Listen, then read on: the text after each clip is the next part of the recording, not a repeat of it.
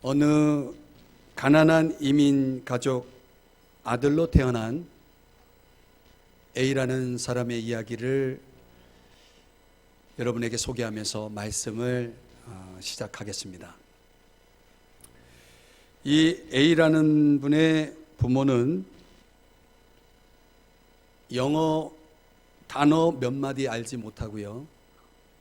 겨우 이제 글을 읽고 쓸 수 있는 그 정도의 그 언어 구사를 하는, 그러니까 이민 가족이니까 굉장히 많이 생활하는데 어려움이 많았겠죠. 이런 가정입니다. 바쁘게 뉴욕에서 생활하면서 그 번화한 도시에서 생활하면서 많이 위축되어 있고 언어가 안 되니까 이민 생활이 참 고달팠겠죠. 그럼에도 불구하고 이분의 가족은 미국을 굉장히 존중하고 그리고 미국을 숭배하기까지 하는 아주 이민에 굉장히 만족하는 이런 가정입니다.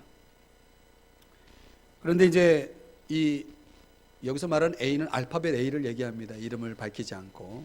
그 A라는 그 이민 가족의 아들 A가 7살이 됐을 때 부모가 그동안 열심히 벌어서 모아둔 저축해둔 돈 가운데 상당한 돈을 들여서 당시 이제 자전거를, 아들이 그토록 갖고 싶어 했던 자전거를 사준 겁니다. 아들이 얼마나 기뻤겠어요. 며칠 후 자전거를 타다가 그만 이 동네에서 우선 멈춤이라고 하는 것을 무시하고 달리던 차에 치여가지고 큰 사고를 당하게 되고 그 자전거는 완전히 망가지고 맙니다. 근데 그 운전자가 아주 부유한 의사예요. 이 A를 병원에 데려다 주면서 부모에게 말하기를, 경찰에다가 신고하지 않으면 병원비 일체를 내가 다 지불할 것이고 새 자전거를, 아주 좋은 새 자전거를 사주겠다고 이렇게 약속을 합니다. 일종의 딜을 하고 있는 거죠. 그러니까 이 부모가 뭐 치료비도 다 대준다고 그러지, 자전거도 새로 사준다고 그러지, 굳이 뭐 경찰에 신고할 필요가 있을까, 그렇게 생각을 하고 신고를 하지 않은 거예요. 그런데 그 다음날 나타나질 않는 겁니다. 결국은 이 부모는 그 사람에게 속은 거죠. 속고 이 고액을 빌려가지고 병원비 일체를 다 지불해야 했고, 그리고 아들을 위해 사주었던 새 자전거는 이제 사라진 것이죠. 자전거를 새로 얻을 수가 없었던 것입니다. 이 가족이 얼마나 큰 상처를 입었을까요? 근데 이 큰 상처, 평생 지워지지 않을 이 상처를 입은 이 가족들이 아마도 이런 상처를 받으면 그래, 사람을 믿지 말아야지, 나도 내 실속을 챙기면서 살아야지 하는 이런 냉소적 삶을 살아가게 되어 있지 않을까 생각을 해요. 이 아버지가 말이죠, 이 A의 아버지는 이런 일을 겪었다는 것에 대해서 도저히 인정할 수가 없는 거예요. 마음으로 자기가 왜 그런 판단을 내려서 그런 일을 당했는지 자기 스스로가 용납이 안 돼서 자기는 인생의 실패자라고 생각하고, 그리고 바깥 세상으로 나가기를, 사람들 만나는 것이 꺼려지고 그 집에서 술만 먹으면서 생활을 하는 겁니다. 그게 생활이 됩니까?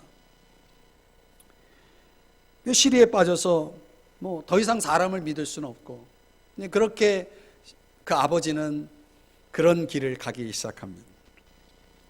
그런데 아들 A는 15살이 되었을 때 미국 헌법책을 읽게 됩니다. 그러면서 자기 가족이 이민 가족으로서 그동안 왜 이렇게 가난할 수밖에 없고 왜 이렇게 소외될 수밖에 없었는지에 대한 그런 법적인 상식 속에서 이해를 하게 됩니다. 무엇이 필요한지, 그동안 자신들의 권익을 대표할 만한 사람들이 없었고, 그리고 이 법적 그런 이해나 더 나아가서 이런 자신들의 권리를 찾아가는 그런 방법을 몰랐기 때문이라는 사실을 알게 됩니다.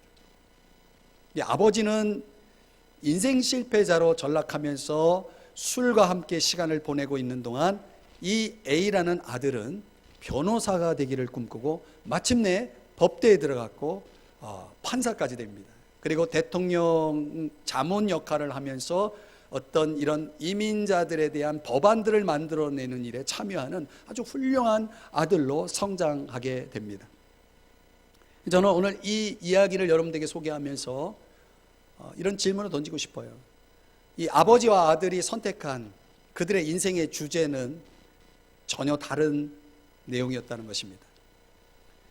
우리 삶에 주어지는 어떤 그런 상황들이, 우리가 겪고 살아가는 일들을 놓고 우리가 어디에다가 인생의 주제를 삼느냐가 이렇게 다른 길을, 다른 인생을 살아갈 수 있다는 것을 말씀드리면서, 이 A라는 아들은 인생의 의미를 알았고 어떤 삶의 규칙들, 그가 일관되게 지켜나가야 되었던 삶의 규칙들을 가지고 마침내 그는 그 어려움 앞에서도 당당하게 즐거움으로 모든 것을 극복하고 그런 성공의 자리에 들어갈 수 있었다. 여러분, 그렇다면 오늘 우리들도 우리가 겪고 살아가는 모든 것 속에서 우리 인생의 주제를 어디에다 둘 것이냐라는 문제가 굉장히 중요하죠. 여러분의 인생의 주제는 뭔가요? 여러분이 써내려가고 있는 여러분의 인생 스토리는 어떤 주제를 담고 있나요? 어떤 키워드가 여러분에게 있는지를 묻고 싶어요. 저는 오늘 본문 속에서 한 단어를 주목해 보고 싶어요. 1절. 그러므로 주 안에서 갇힌 내가 너희를 권하노니 너희가 부르심을 받은 이래. 여기 부르심이라는 단어가 나오죠. 오늘 어떤 인생의 주제를 갖고 살아갈 것이냐의 문제를 성경의 단어로 바꿔본다면 부르심의 목적이라고 말할 수 있습니다. 우리를 부르신 그 부르심의 목적, 그것과 관련돼서 오늘 1절에 보면은 합당하게 행하여 라고 말하고 있습니다. 합당하게 행하여. 이 합당하다라고 하는 단어는 악시오스라고 하는 단어를 쓰는데요. 저를 보실래요? 이 악시오스라고 하는 단어가 무슨 뜻이냐면 저울이 있고 이 저울의 균형을 이루고 있는 모습을 악시오스라고 얘기합니다. 합당하다라고 하는 것은 균형이 있다는 것입니다. 이 균형이라고 하는 것이 일종의 조화로움이라고 말할 수도 있는데, 바울이 이야기하고자 하는 균형은 뭐냐면 오늘 우리가 읽은 4장 1절에서부터는 그러므로라는 단어로 시작하죠. 이 에베소서는 총 6장으로 구성되어 있는데 이 총 6장을 3장씩 반으로 나누면 전반부는 1장에서 3장은 우리가 믿고 있는 바가 무엇인지를, 우리가 믿어야 할 것이 무엇인지를 우리의 믿음에 대해서 이야기해 주고 있어요. 이런 걸 가리켜서 뭐라고 얘기하냐면, 따라 하실까요? 교리라고 얘기합니다. 1장서부터 3장은 교리입니다. 우리가 무엇을 믿고 있는가. 사람들이 신앙생활 하면서 자기가 믿고 있는 것에 대해서 제대로 알지 못하고 있다는 것은 참으로 안타까운 일이죠. 내가 무엇을 믿는지를 아는 것이 교리를 아는 것입니다. 이게 중요합니다. 그리고 4장 1절에서부터 그러므로, 이 뒷부분은 뭐냐면 우리가 믿고 있는 바에 따라서 우리가 이제 어떻게 살 것인가 입니다. 어떻게 살 것인가. 앞부분은 믿음이고 뒷부분은 삶입니다. 믿음과 삶에는 뭐가 필요해요? 합당하게, 악시오스가 필요하다는 거예요. 균형이 필요하다는 것입니다. 여러분, 우리가 예배 때마다 신앙 고백을 하죠. 우리 입에서 나오는 이 고백이 고백으로 끝나는 사람이 있고 삶으로 표현되는 사람이 있어요. 여러분, 우리가 제일 싫어하는 사람이 뭡니까? 외식적인 사람, 이중적인 사람 아닙니까? 말과 행동이 다른 사람. 여러분, 우리가 말하고 고백하고 있는 그 모든 믿음의 내용들이 우리의 삶에 있어서 일치되지 않는다면, 그 믿음과 삶이 일치되지 않고 균형을 갖고 있지 않다 그러면 그건 합당한 게 아닙니다. 부르심을 받은 사람다운 것이 아니라는 얘기죠. 이해가 되시나요?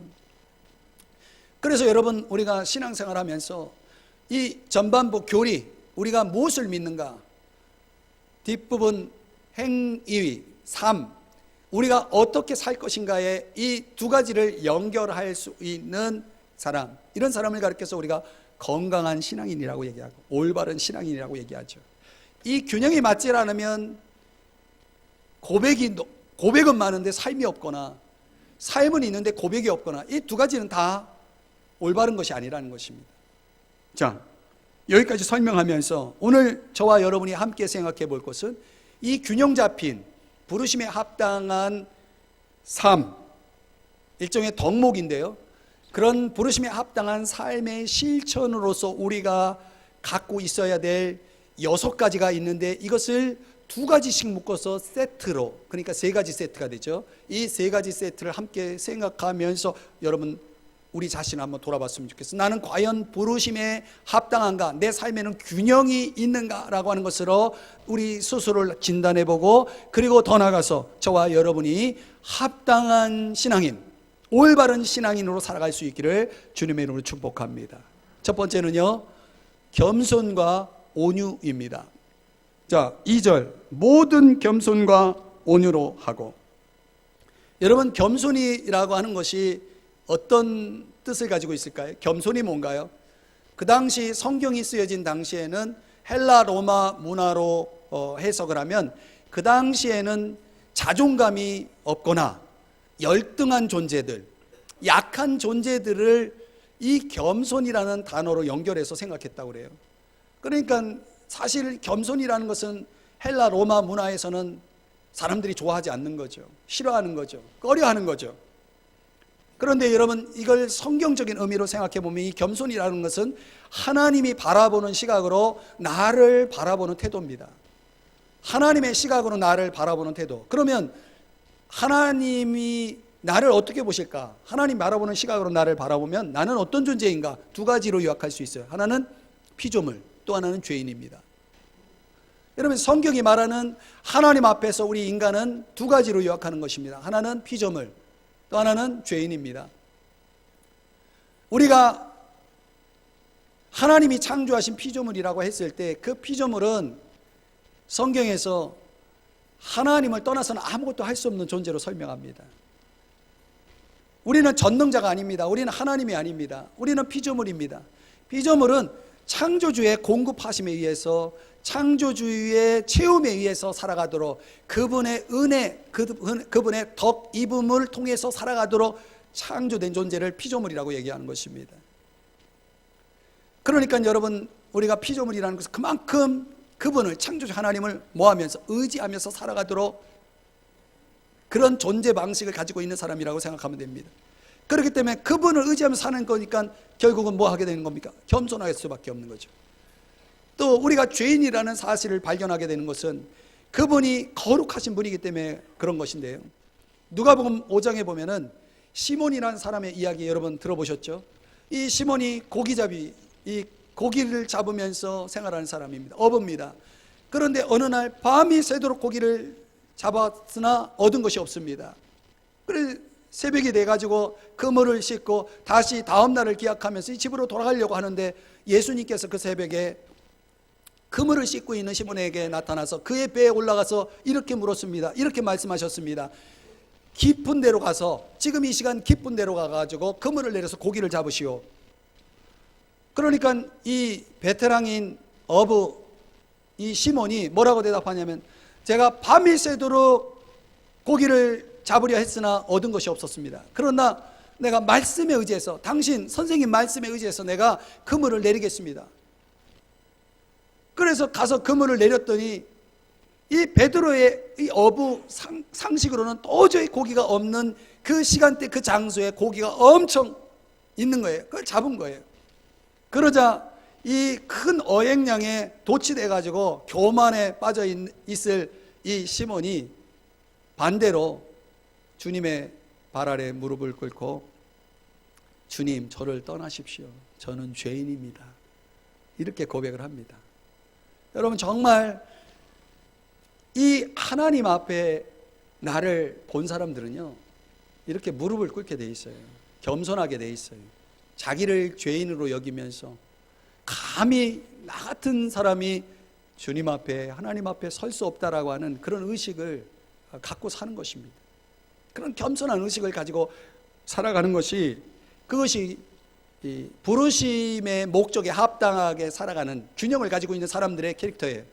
이 성품이에요. 예수님도 이런 동일한 겸손의 성품을 가지고 본을 보여주셔서 제자들의 발을 씻어주시기도 하고, 또 성경은 겸손한 자들에게는 하나님이 뭘 주신다? 은혜를 주신다라고 말씀하고 있어요. 하나님은 겸손한 사람들을 찾아서 은혜를 주세요. 그러니까 여러분 은혜를 필요로 한다면 저와 여러분이 마땅히 뭐 해야 됩니까? 겸손해야죠. 하나님 의지하고 하나님 앞에 무릎을 꿇을 수 있는 사람, 내가 피조물이고 내가 죄인이라는 사실을 인정할 수 있는 사람들에게는 하나님이 어김없이 은혜를 주신다는 거니까. 여러분 은혜를 필요로 하시죠? 겸손하시기를 바랍니다. 우리 안에서 이렇게 겸손이 내적으로 이루어지면 외적으로는 온유해져요. 사람이. 온유라고 하는 것은 하나님 앞에서는 순종을 의미합니다. 하나님 말씀대로 순종하게 돼 있어요. 여러분 모세 아시죠? 모세. 이 모세는요 얼마나 성격이 급한지 몰라요.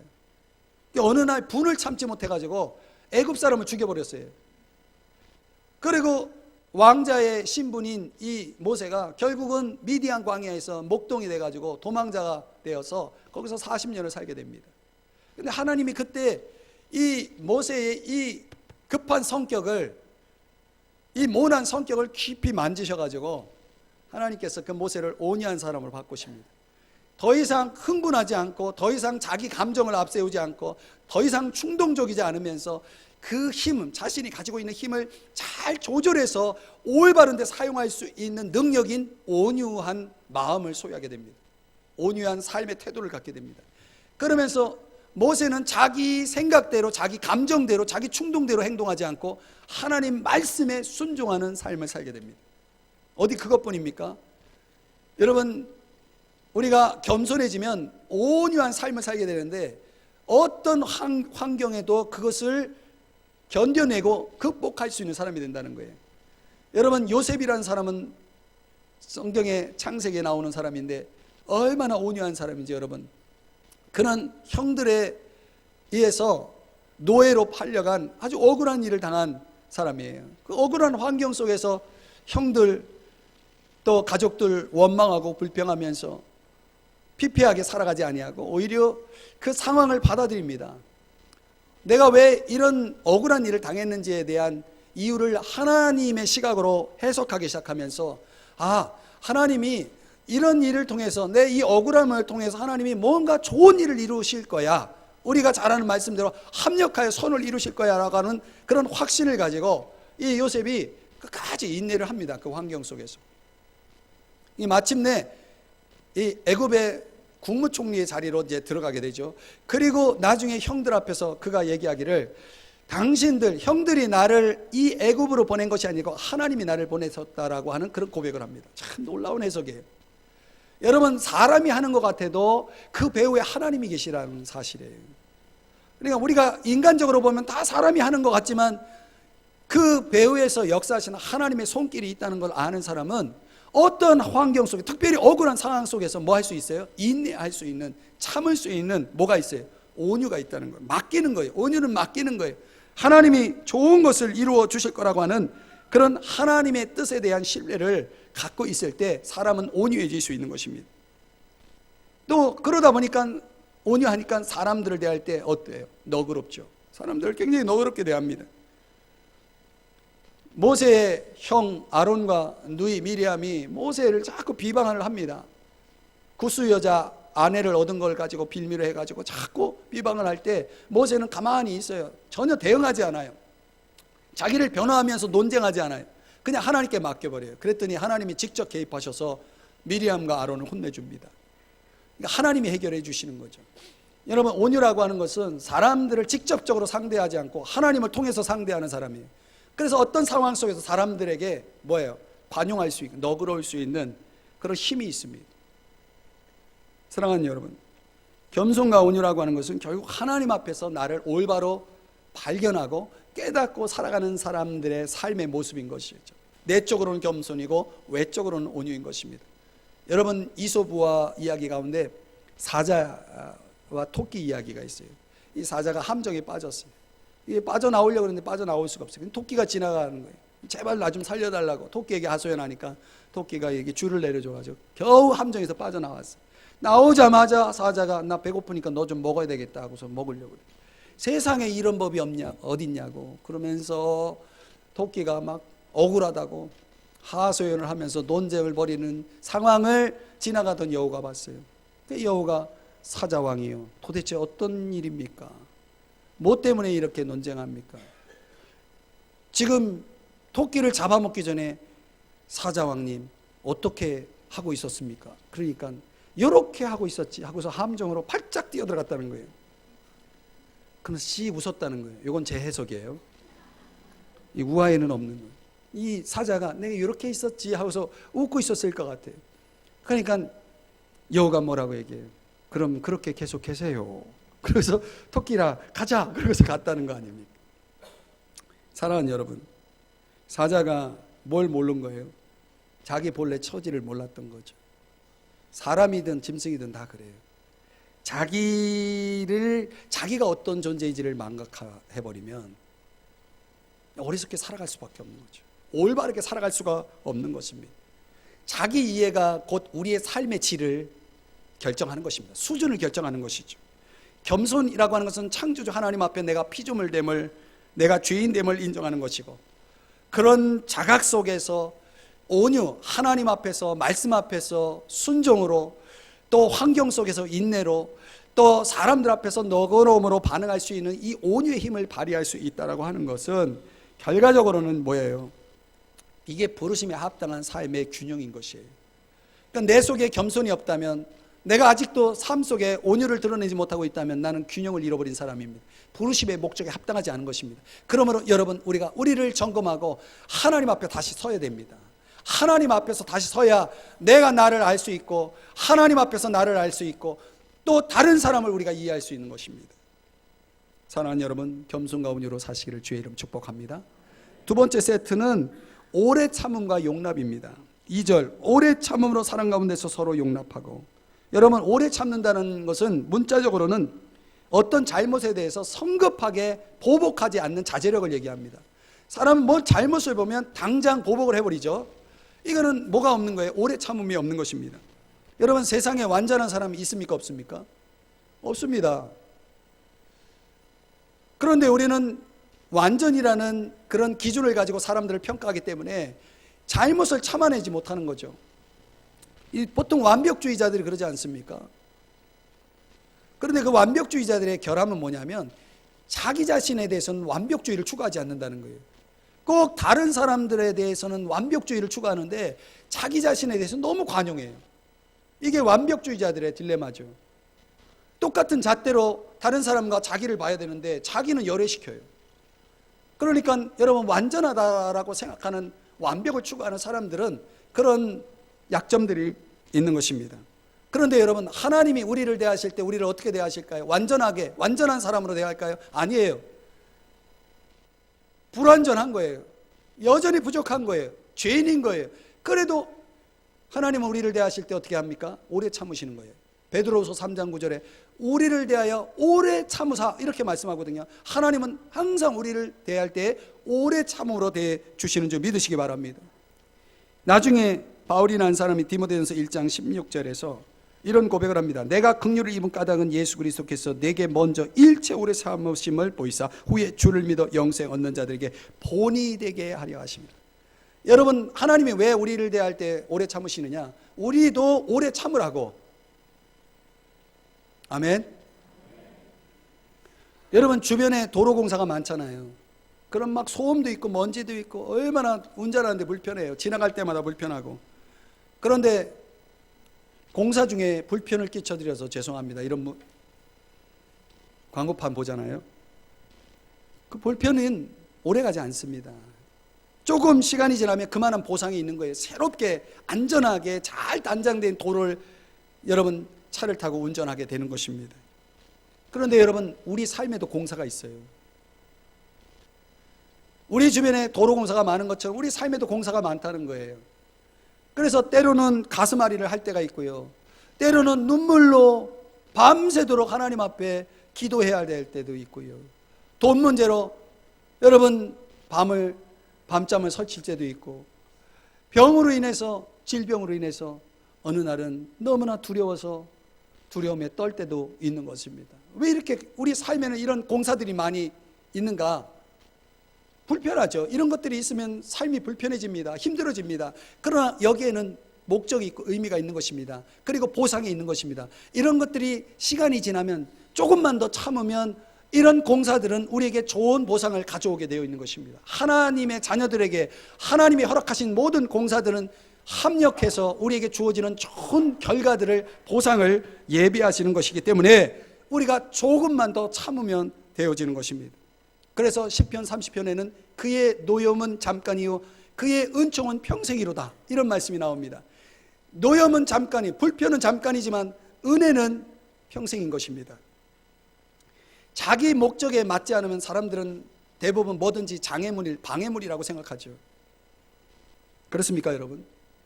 어떤 사람은 이런저런 불편한 그런 주변 환경들을 가지고 자기는 환경의 피해자, 희생자라고 생각하면서 살아갑니다. 그 A라는 사람의 아버지처럼 말이죠. 보다 더 적극적으로 대응하는 사람들은 하나님이 이게 다 원인이니까 하나님을 대적합니다. 적대합니다. 그런데 이런 사람들은요, 참으로 자유가 없는 사람들입니다. 제프리 불이라고 하는 분이 하나님이 열쇠를 쥐고 있다라는 책을 썼는데요, 이 책에서 이런 질문을 던져요. 어떻게 많은 성도들이 감옥 속에서도 승리하는 삶을 살 수 있었을까? 그것은 그들이 자유의 비밀을 알고 있었기 때문이다. 그 자유의 비밀의 실체는 이런 것이다. 하나님이 나에게 허락하신 것들이 지금 아무리 어렵다 하더라도 결국에는 하나님의 뜻이 이루어질 것이고 결국에는 좋은 것을 우리에게 가져다 주실 거라고 하는 확신, 이게 자유의 비밀이라는 것이에요. 이 제프리 불이라고 하는 분이 해석해 준 이 내용들은 굉장히 성경적이죠. 사랑하는 여러분, 여러분은 잘 참나요?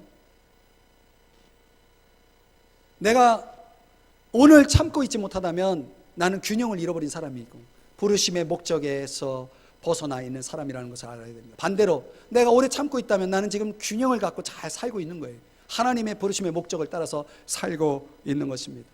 여러분, 하나님이 어떤 사람에게는 이 훈련을 많이 시킨 사람이 있죠. 어떤 사람? 잘 참지 못하는 사람. 저도 그 중에 하나고요. 참는 훈련을 많이 시킬 겁니다. 그 내면의 이런 성품들을 하나님께서 허락하시기 위해서 그런 공사들을 많이 우리에게 허락하실 겁니다. 그래서 우리가 오래 참음의 경지에 이르게 되면 우리가 이제 뭐 할 수 있냐면 서로 용납할 수 있는 사람이 되는 것입니다. 용납이라는 아네코라고 하는 단어는 오래 참음의 확대된 미덕인데요, 이거는 기꺼이 용서하고 공감한다는 뜻입니다. 여러분, 다른 사람을 기꺼이 용서할 수 있나요? 기꺼이 공감할 수 있나요? 공감하지 못하고 용서하지 못하는 이유가 뭘까요? 상대방을 나에게 맞추려고 하기 때문에 그렇죠. 사람들이 나와 맞지 않으면 불편해하죠. 싫어하죠. 어떻게든 상대를 나에게 맞추게 만들려고 합니다. 그런데 제가 예언합니다. 그거는 결코 완성될 수 없는 과제입니다. 이루어질 수 없는 일입니다. 상대방을 나에게 맞추려고 애쓰는 사람은 반드시 실망하게 되어 있습니다. 속상할 수밖에 없어요. 있는 그대로 받아들이는 것과 상대를 바꾸는 것 가운데 선택하라면 받아들이는 게 더 낫습니다. 더 행복합니다. 로마서 15장 7절에는 하나님이 우리를 받아주신 것처럼 너희도 서로 받으라라고 말씀을 합니다. 어떻게 우리가 기꺼이 용서하고 공감하고 용납할 수 있는, 아네코할 수 있는 그런 비결이 뭘까라고 할 때 오늘 성경이 답을 가르쳐주고 있어요. 사랑 가운데서. 우리가 사랑이 있다면, 사랑이 뭡니까? 아가페죠. 아가페가 뭡니까? 무조건적인 사랑이죠. 무조건적인 사랑이라는 것은 조건이 없다는 뜻이 아닙니까? 조건이 없기 때문에 상대방이 나에게 어떻게 하든 상관이 없다는 얘기죠. 그래야 용납할 수 있는 거죠. 나의 조건에 맞추려면 이건 용납이 되지 않는 거죠. 하나님이 종종 그런 훈련을 우리에게 시킵니다. 여러분에게 묻고 싶어요. 여러분 용납 잘 하시나요?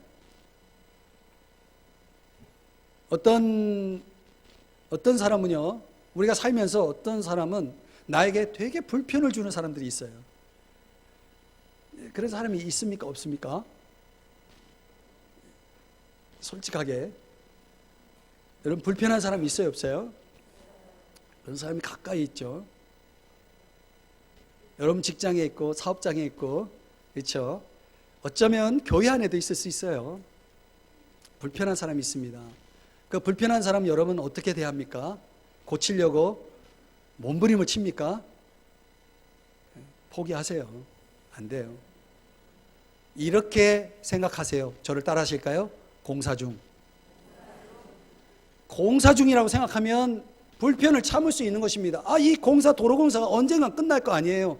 우리에게 잘 닦아진 도로를 제공해 줄 거 아닙니까? 지금 공사 중이라고 생각하면 참을 수 있는 거죠. 근데 그 공사는 누가 할까요? 정부가 하는 게 아니고 그 공사는 하나님이 하시는 거예요.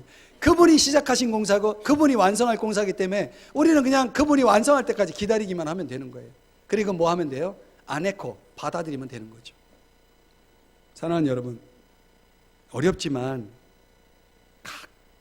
가만히 생각해 보면 나도 공사 중이라는 걸 아셔야 돼요.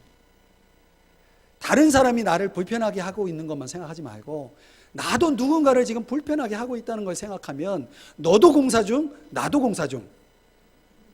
그럼 우리는 뭐야? 같은 공사 중. 그러니까 우리는 서로 용납하고 참고 서로 공감하고 품을 수 있는 거예요. 여러분 가정에서, 여러분 일터에서, 우리 공동체에서 우리가 서로 상대를 어떻게 생각해요? 불편하게 생각해요. 여러분 불행한 겁니다. 불편은 불행한 겁니다. 편하게 생각하면 행복한 겁니다. 어떻게? 공사 중이라고 생각하면 돼요. 기꺼이 받아들이고 서로 짐을 지는 것, 이게 사랑 아니겠습니까? 저와 여러분에게 사랑 가운데서 용납하는, 그래서 그 앞에 서로라고 말하는 것입니다. 용납은 일방적일 수가 없어요. 나도 누군가에겐 용납을 받아야 돼. 그러니까 서로 용납하고 그 안에 내면적인 캐릭터인 오래 참음과 용납이 같이 가는 거죠. 아멘? 오래 참으시고 서로 용납하시길 축복합니다. 마지막 세 번째 세트는 평안과 하나됨입니다.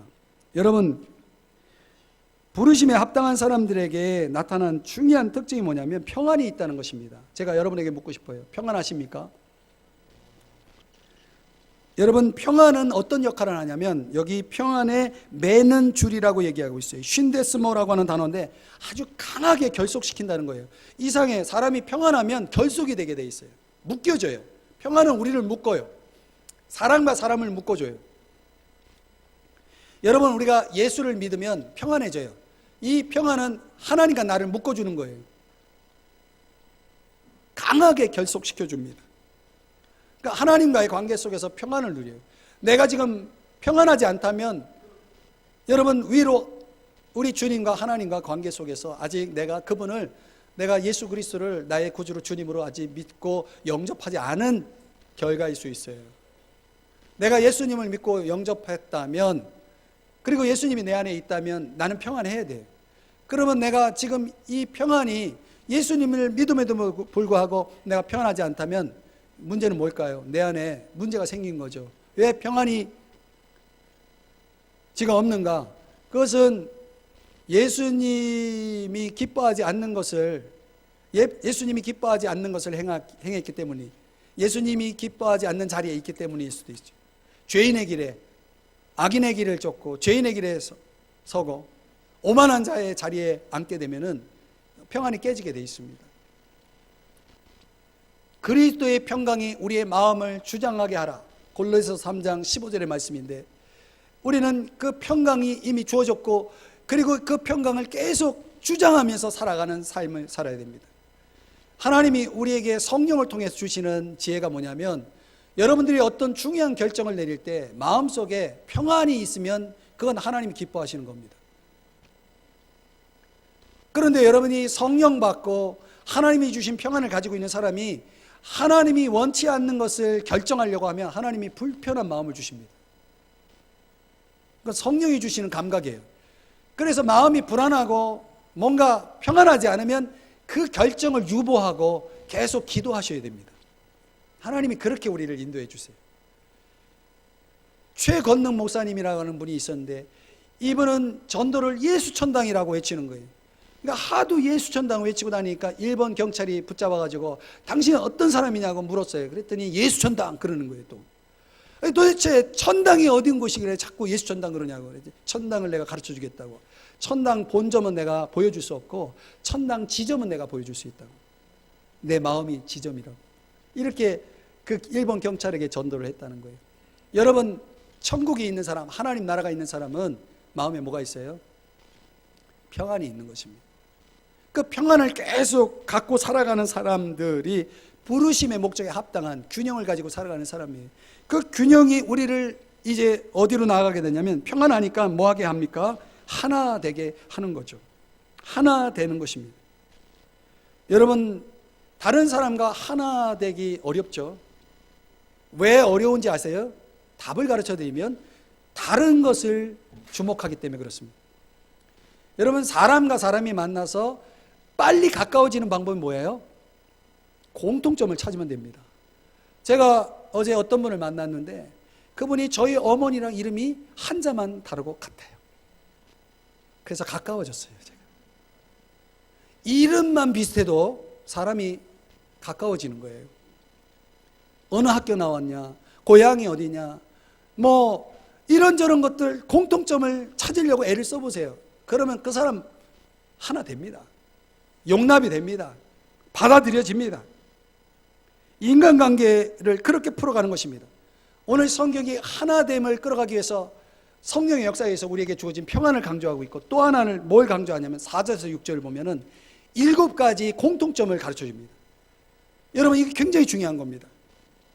몸, 성령, 부르심, 주, 믿음, 세례, 그리고 하나님. 이 7가지는 우리 믿는 사람들이 서로 공통점이라고 하는 이 7가지 내용입니다. 이런 걸 다 여러분들에게 오늘 설명을 못하는데, 중요한 건 뭐냐면, 우리가 믿음 안에 있는 한 우리는 같은 게 7가지, 그러니까 완전수에 너무 많은 거예요. 이 많은 공통점을 가지고 있는 우리는 뭐가 될 수 있냐면 하나가 될 수 있는 것입니다. 그래서 내가 얼마나 이 신앙생활 속에서 내가 정말 하나 되고 있느냐라고 하는 것은 곧 내가 균형이 있느냐 없느냐, 부르심에 합당하냐 아니냐를 보여주는 증거라는 것이죠. 사랑하는 여러분, 교회는 마치 오케스트라와 같대요. 여러 악기가 다른 소리를 내지만 얼마나 아름다운 소리, 음악을 창출해냅니까? 그 음악을 들려주기 위해서 서로 다른 소리를 내는 악기들이 조화를 이룰 때 얼마나 아름다운 하모니를 우리에게 보여주고 들려줍니까? 그런데 여러분, 그 중에 어느 악기가 튀려고 자기가 내려고 하는 소리 아무 때나 나와서 내면 됩니까? 그래서 이 오케스트라가 되기 위해서는 2가지 공통점이 있어야 된다는 거예요. 지휘자를 따라야 되는 거고 악보가 같아야 된다는 거예요. 그래서 같은 악보에 따라서 필요한 자리에서 자기 소리를 낼 때 오케스트라가 되는 것입니다. 그런 교회도 마찬가지인 것입니다. 교회도 우리의 지휘자 되신 예수 그리스도의 그 지휘를 따라서, 지시를 따라서 우리가 순종하면서 나가는 것이고, 말씀의 지시를 따라서 우리가 따라가는 것이고, 같은 악보는 우리에겐 성경인 것입니다. 하나님 말씀에 입각해서 우리가 그 지시를, 그 말씀을 온전히 따라갈 때 여러분, 교회는 평안한 것이고 하나 되는 것이고, 이것이 우리를 부르신 부름의 목적에 합당하게 되어지는 것입니다. 사람들이 왜 갈등해요? 다른 것에 초점을 두기 때문에 그래요. 같은 걸 초점을 맞추면 결국은 평화로울 수 있는 것이고 하나 될 수 있는 것입니다. 자, 여러분, 믿는 자들은 하나입니다. 부디 오늘 저와 여러분이 부르심에 합당하게 하나 될 수 있기를 주의 이름으로 축복합니다. 말씀을 정리할게요. 저는 이 6가지라서 이게 너무 내용도 많고 어려워서 이걸 반으로 나눌까 하다가 오늘 다 여러분들에게 설명했습니다. 이 6가지 캐릭터를 2가지씩 묶어서 3가지 세트로 해가지고 여러분들이 내적으로 겸손하면 외적으로 온유해지고, 내적으로 오래 참을 수 있으면 외적으로 사람들을 서로 용납하게 되고, 내적으로 평안하면 외적으로 하나 될 수 있다. 이 3가지 세트를 우리의 삶에 잘 적용해서 내적으로 외적으로 균형을 갖고 우리의 신앙 고백과 삶이 균형을 이루어서 하나님의 부르심에 합당하게 살아가는 그런 은혜를 누리시는 우리 모든 성도님들 되시기를 주님의 이름으로 축복합니다. 우리 다 같이 자리에서 일어나서 찬송으로 결단하시고 잠깐 기도하고 원로 목사님 나오셔서 축도하심으로 예배를 마칠게요. 신실하게 한 키 올려주세요. 신실하게 진실하게 거룩하게 살게 하소서. 진실하게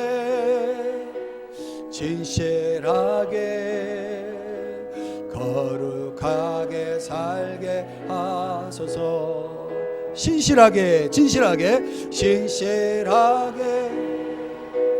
진실하게 거룩하게 살게 하소서.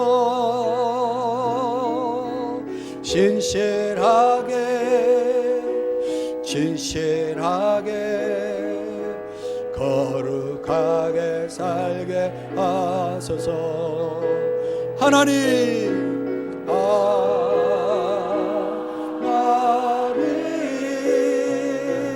나의 마음 만져주소서. 하나님